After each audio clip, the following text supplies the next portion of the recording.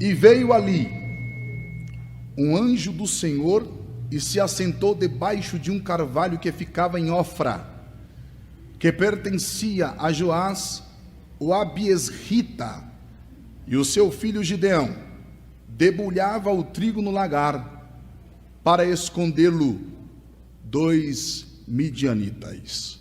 Assentai-vos, por favor.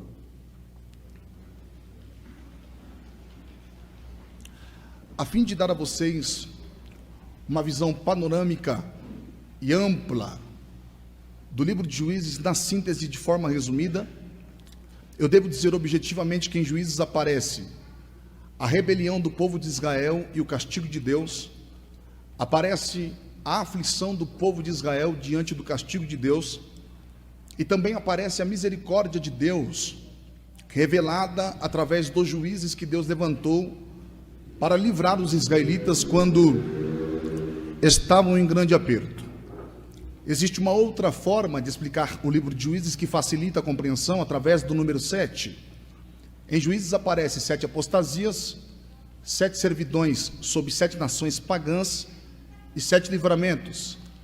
7 apostasias fala de 7 vezes em períodos diferentes em que o povo de Israel se apostatou da fé, se transviaram da lei de Deus e passaram a adorar a deuses das nações ao seu redor. 7 servidões sob 7 nações pagãs fala de 7 vezes em períodos diferentes em que Deus entregou Israel nas mãos dos seus inimigos e os israelitas foram subjugados, oprimidos e roubados pelos seus inimigos. 7 livramentos fala de 7 ocasiões em que Deus, por intermédio de diversos juízes, livrou Israel das mãos dos seus inimigos. O versículo que nós fizemos menção lendo propriamente dito, está inserido em um contexto em que os israelitas estavam sendo subjugados, oprimidos e roubados pelos seus inimigos, uma opressão que durou 7 anos. Deus entregou os israelitas nas mãos dos terríveis e cruéis midianitas por causa da desobediência. E a Bíblia mostra-nos que os midianitas vinham do deserto todo ano no período de colheita e invadiam as terras agrícolas do norte de Israel para se apossar do que pudessem. De acordo com Juízes capítulo 6, versículo 5, os midianitas eram tão numerosos como gafanhotos que não dava para se contar, e eles forçavam os fazendeiros a abandonar as suas terras e a buscar segurança em cavernas, covas e outros abrigos dos montes. Então o povo de Israel, diante de uma situação tão difícil, se voltaram novamente a clamar ao Senhor. Observem vocês que os israelitas estavam em um momento de fragilidade. Eles estavam impotentes diante de tamanha opressão, estavam em pedaços, estavam sem chão, então eles voltaram a clamar. E é justamente neste momento, diante da fragilidade humana, que se revela a misericórdia de Deus. Deus ouve o clamor de Israel e levanta Gideão. No capítulo 6, versículo 11 de Juízes, Gideão aparece malhando trigo no lagar para o pôr a salvo dos midianitas. Nesta referência que acabei de mencionar a vocês, a Bíblia apresenta-nos um cenário que dá o tom da tamanha crise que o povo de Israel estava vivendo. Notem que no versículo 11 do capítulo 6 do livro de Juízes, a Bíblia está mostrando-nos que Gideão estava malhando trigo no lagar. E eu devo dizer a vocês que este cenário evidencia a aguda crise que a nação de Israel estava vivendo, porque o lugar de se malhar trigo era geralmente em eiras e colinas, adaptadas para este serviço, não em lagar. Observem que o texto está mostrando uma mudança na ordem natural das coisas, em razão da perseguição dos midianitas, e isto evidencia crise. Outro sim, acredita-se que Gideão estava malhando trigo manualmente. Gideão estava usando um malho para bater no trigo, objetivando moer e amassar o trigo. Malho é um grande martelo. Isto indica que Gideão estava trabalhando arduamente. E é neste momento em que Gideão estava malhando o trigo no lagar que o anjo do Senhor lhe apareceu. No versículo 12 do capítulo 6 do livro de Juízes, de acordo com a tradução da Bíblia King James, a Bíblia diz que o anjo do Senhor apareceu a Gideão e lhe disse: o Senhor é contigo, homem valente. No versículo 13, Gideão respondeu: ai, Senhor meu, se o Senhor é conosco, por que tudo isto nos sobreveio? E que é feito de todas as suas maravilhas que os nossos pais nos contaram, dizendo: não nos fez o Senhor subir do Egito? Porém agora o Senhor nos desamparou e nos deu nas mãos dos midianitas. Observando através deste relato da Bíblia a atitude comportamental de Gideão, eu devo dizer a vocês esta noite que eu consigo enxergar em Gideão características de alguém que está inconformado. Eu quero pontuar alguns traços da atitude comportamental de Gideão que me fazem entender que de fato Gideão estava inconformado. Observem que o texto mostra que Gideão estava malhando trigo no lagar. Volto a dizer-lhes também que o lugar de se malhar trigo era geralmente em eiras e colinas adaptadas para este serviço, não em lagar. Lagar é lugar de pisar uvas. De acordo com a Bíblia, o objetivo de Gideão, ao malhar o trigo no lagar, era pôr o trigo a salvo dos midianitas. Esta postura de Gideão é reveladora para nós, porque em um contexto em que os filhos de Israel, em razão do domínio dos midianitas sobre si, e também em razão da perseguição dos midianitas, que sempre no período de colheita saqueavam Israel, uma opressão que já durava cerca de 7 anos. Então, em razão destas coisas, a Bíblia mostra-nos que os filhos de Israel fugiam para os montes e cavavam covas para se refugiarem nelas, e também se refugiavam em cavernas, conforme o relato de Juízes capítulo 6, versículo 2. É neste contexto de opressão, angústia, desespero, medo, pavor e fuga, que a Bíblia apresenta-nos Gideão com uma postura e com uma atitude comportamental diferente dos demais. Enquanto muitos estavam empreendendo fuga para cavernas e covas dos montes, Gideão estava em um lugar estratégico, inconformado, não se permitindo ser saqueado. Na verdade, Gideão estava lutando para garantir o trigo. Então aqui está o primeiro traço da atitude comportamental de Gideão, que eu quero destacar, que me faz entender que de fato Gideão estava inconformado. É que ele estava lutando para garantir o trigo. Observem vocês que não é à toa que o anjo do Senhor, ao se pronunciar a Gideão, o chama de homem valente. Um dos significados da expressão valente é aquele que tem espírito de luta. E Gideão demonstra ter espírito de luta ao lutar estrategicamente para garantir o trigo. Deixa eu dizer a vocês, já fazendo uma simples e objetiva aplicação: nas guerras e batalhas que circunstancialmente a vida nos proporciona, nós podemos nos posicionar fugindo ou lutando. A verdade é que inconformado não foge, e conformado luta. E eu já quero lhes avisar de antemão que se omitir e fugir das lutas, guerras e batalhas que circunstancialmente a vida nos proporciona, nunca foi e nunca será a melhor saída. É mais ou menos assim: eu não venço todas as vezes que luto, mas eu perco todas as vezes que deixo de lutar. Eu preciso dizer a vocês também que dentro de cada um de nós existe uma capacidade de luta que só pode ser revelada em campos de batalhas. Partindo deste pressuposto, a ideia que se tem é de que batalhas são necessárias. E um dos propósitos de Deus, ao permitir que essas guerras e batalhas atinjam o seu contexto de vida, é simplesmente revelar o grande guerreiro e a grande guerreira que existe dentro de você. Eu começo a me lembrar da frase de um certo pensador por nome de Mahatma Gandhi, que diz: grandes batalhas são dadas a grandes guerreiros. Existe uma outra frase que diz que batalhas fáceis fazem guerreiros frágeis. Se batalhas fáceis fazem guerreiros frágeis, eu devo dizer a vocês que batalhas difíceis formam guerreiros fortes e resistentes. Ou seja, quanto maior for o grau de dificuldade das batalhas que você enfrentar, maior o nível de excelência do guerreiro que em você Deus irá formar. Quantos recebem esta palavra? Batalhas são necessárias, e elas são necessárias porque revelam a capacidade de resistência que nós temos em Deus. Nas batalhas, quando estamos esgotados, com a nossa força esmorecendo, quando nos sentimos fracos e achamos que não vamos mais aguentar e resistir, as batalhas nos ensinam que são justamente em momentos como estes que o poder de Deus se aperfeiçoa em nossas fraquezas, e é aí que descobrimos que temos uma capacidade de resistência maior do que pensávamos ter, porque conseguimos resistir mediante as situações que achávamos que não iríamos resistir. Ouça isto: independente das condições circunstanciais, não obstante as guerras, não obstante as lutas e batalhas, não obstante as afrontas, não obstante as perseguições, não obstante a fofoca, calúnia, inveja, contenda, não obstante as crises existenciais, não obstante as decepções e depressões, não obstante aos ataques do inimigo, não obstante aos reverses, não obstante as traições, não obstante a tragédia e ao luto, independente das condições circunstanciais permaneça firme, siga em frente. Você pode mais do que você imagina. Não é na sua força, é na força de Deus. Quantos entendem esta verdade esta noite? Glorifique ao Senhor. Nas batalhas, visto que o poder de Deus se aperfeiçoa em nossas fraquezas, eu devo dizer a vocês também esta noite que as batalhas revelam o nosso nível de força em Deus. Foi nas batalhas contra o urso e o leão que Davi descobriu o quanto era forte em Deus. E quando todos que compunham, que faziam parte do exército de Israel, estavam estarrecidos, assustados e apavorados diante do gigante Golias que os desafiavam, Davi destemidamente se propôs a lutar, porque Davi sabia pelas batalhas o quanto tinha se tornado forte em Deus.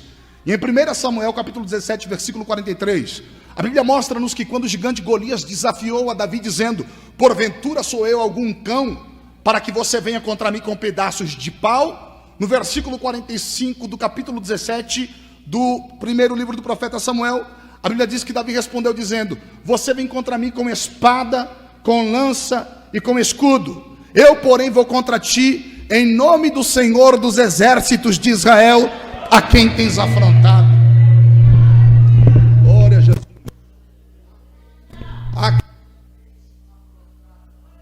E na verdade, querendo dizer, em outras palavras, é o seguinte: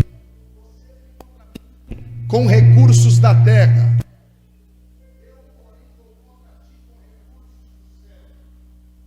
contra mim com armas da terra, eu vou contra ti com armas do céu. A sua força é humana, a minha força é sobre-humana. Sua habilidade é natural, minha habilidade é sobrenatural. Você vem contra mim em nome do exército filisteu, eu, porém, vou contra ti em nome do Senhor dos exércitos.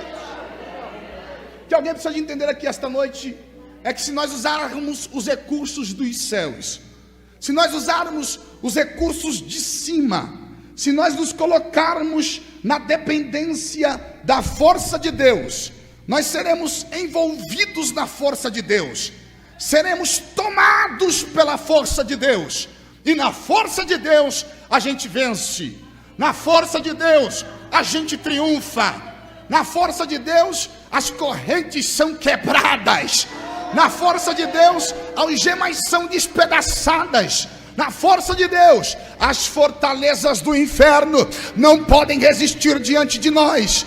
Na força de Deus a libertação acontece, na força de Deus a restauração acontece, na força de Deus o milagre acontece, é na força de Deus. Oh, aleluia! Quantos dependem totalmente, exclusivamente de Deus? Levante as mãos assim para me ver. Oh, não é mérito seu, você está aqui porque a força de Deus te fortaleceu e te fez chegar até aqui. Se fosse na tua força, você não estaria aqui. Se fosse depender de você, aleluia, você não teria chegado até aqui. O diabo se investiu, se levantou, aleluia, ele usou de artimanhas contra a sua vida, aleluia, mas a força de Deus te fez triunfar, a força de Deus te fez vencer, a força de Deus te fez chegar. Se você reconhece que não é mérito seu, que você é totalmente dependente de Deus e por isso você está aqui, adore a Ele dizendo: Ebenezer, Ebenezer, até aqui me ajudou o Senhor.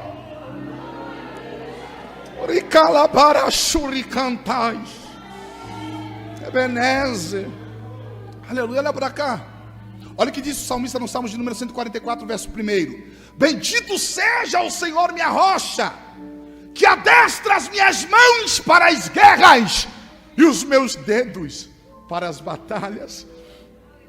Aleluia. A palavra adestrar significa dizer treinar. Se você se colocar nas guerras, na total e exclusiva dependência de Deus, a força de Deus vai te fortalecer.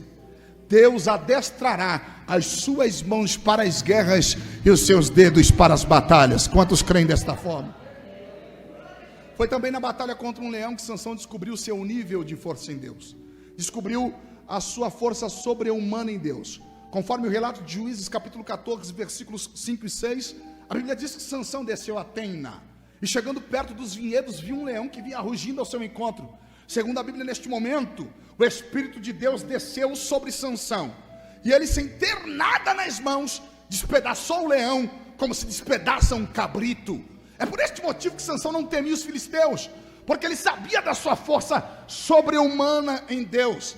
Sansão se tornou tão forte em Deus, que em Juízes capítulo 15, versículos do 14 ao 16, a Bíblia diz que com uma queixada fresca de jumento, Sansão feriu e matou 1000 homens.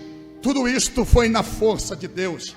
Foi no campo de batalhas das missões que o apóstolo Paulo descobriu a sua força em Deus. A Bíblia mostra-nos o sofrimento de Paulo no exercício da tarefa missionária.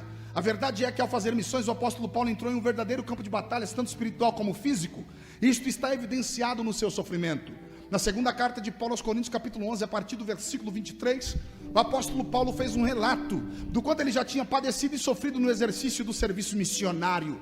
Paulo relata que recebeu açoites acima da medida, relata que foi preso várias vezes mesmo sendo inocente, relata que esteve em perigos de morte muitas vezes, relata que dos judeus recebeu 5 vezes uma quarentena de açoites menos um. Ele ainda afirma que 3 vezes foi açoitado com varas, 1 vez foi apedrejado, 3 vezes sofreu naufrágio. Afirma que uma noite e um dia passou nas profundezas, e quando esteve em viagens, ele relata que esteve muitas vezes em perigos de águas, esteve em perigos de ladrões, em perigos dos de sua própria nação, em perigos dos pagãos, em perigos na cidade, em perigos no deserto, em perigos no mar e em perigos entre os falsos irmãos. Paulo ainda relata que sentiu exaustão, dor, passou muitas noites em claro, passou fome, sede, frio e nudez, e como se não bastasse, em outro episódio, a Bíblia mostra-nos que o apóstolo Paulo foi picado por uma víbora, e mesmo diante de todo este sofrimento, ao escrever aos irmãos filipenses, no capítulo 4, versículos 11, 12 e 13, Paulo surpreendeu dizendo: porque aprendi a adaptar-me a toda e qualquer circunstância, sei o que é passar necessidade e sei o que é ter fartura, aprendi o segredo de viver contente em toda e em qualquer situação, seja bem alimentado, seja com fome, tendo muito ou padecendo necessidade. Aí no versículo 13, Paulo surpreende ainda mais, quando chega no clímax da sua fala, ao dizer: tudo posso naquele que me fortalece. Aleluia. Olha para cá, quando o apóstolo Paulo usa esta expressão, tudo posso naquele que me fortalece, é porque ele já tinha descoberto pelas batalhas sua capacidade de resistência e seu nível de força em Deus. Percebam que esta expressão, tudo posso naquele que me fortalece, dá a conotação, está no tom de tudo posso suportar e resistir. É como se o apóstolo Paulo dissesse: tudo posso suportar e resistir, porque é Deus quem me fortalece.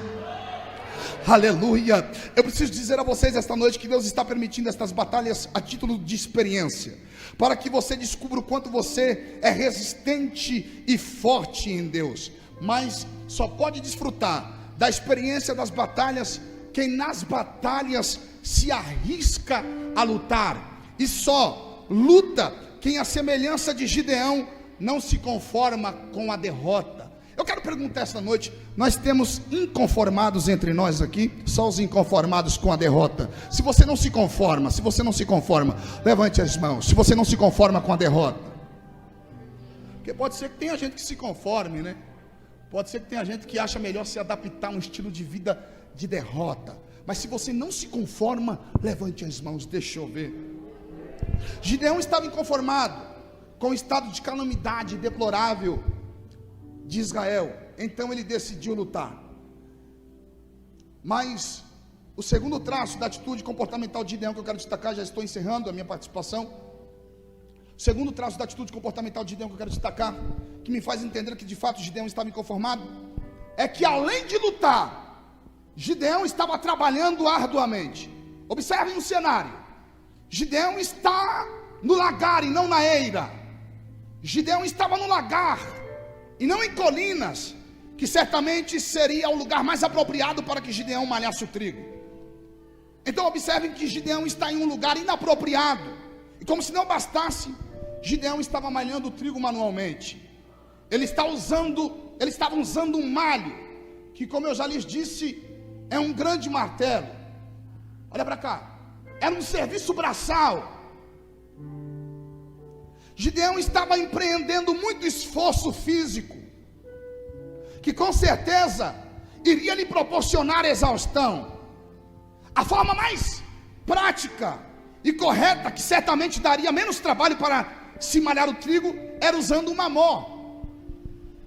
Mó é um grande martelo, ou uma grande pedra, melhor dito, uma grande pedra de moinho que era arrastada por bois por cima do trigo, e o trigo era rapidamente amassado e moído. Mas devido ao momento de adversidade, Gideão decide se colocar em um lugar estratégico e trabalhar muito. Notem que esta atitude de Gideão foi tomada em função de uma estratégia inteligente, embora exigisse muito esforço, porque o lugar que Gideão escolheu para malhar o trigo, o lagar, ficava em lugares escuros e de acesso restrito, e desta forma, ao malhar o trigo no lagar, Gideão poderia garantir o trigo, colocando-o a salvo dos midianitas. Então observe que Gideão ele vai trabalhar muito. Isto denota um sentimento de inconformismo. É como se Gideão dissesse: nem que eu tenha que me acabar de trabalhar, mas eu vou garantir o sustento para minha família. Eu vou ficar em um lugar de acesso restrito, eu vou ficar em um lugar estratégico e escuro, vou trabalhar, eu vou me esforçar muito, nem que eu fique exausto, mas o inimigo não vai levar o que é meu de direito. Gideão demonstra ser alguém do trabalho. Gideão demonstra ser alguém completamente comprometido com a família.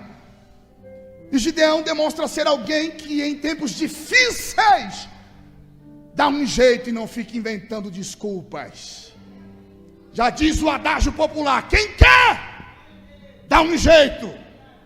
Quem não quer, inventa desculpas. O que eu quero que você entenda esta noite é que por mais difícil que seja o momento que você está atravessando, Deus te dará uma estratégia inteligente.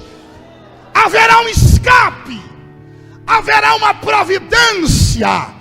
Quem acredita nesta palavra, recebe estratégia de Deus esta noite.